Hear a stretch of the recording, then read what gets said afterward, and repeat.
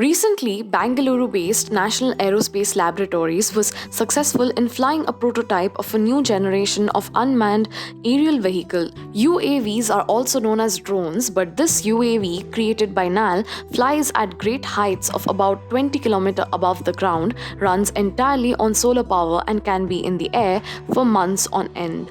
This kind of UAV belongs to a class of flying objects called High Altitude Pseudo Satellites vehicles or HAPs, or High Altitude Long Endurance Vehicle (HAL).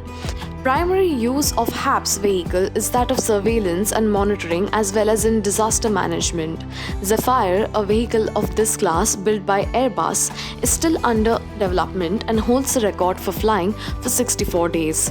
NAL, a unit of Council of Scientific and Industrial Research, aims to build this machine on full scale by 2027, and this machine would remain airborne for 90 days at stretch. HAPs is different from UAVs. UAVs are mostly battery powered and cannot remain in the air for more than few hours. While HAPs does not have any of these limitations, the stratospheric vehicles loiter over a region moving really slowly at just around 80 to 100 km per hour. They can easily keep an eye over 200 square kilometer of area.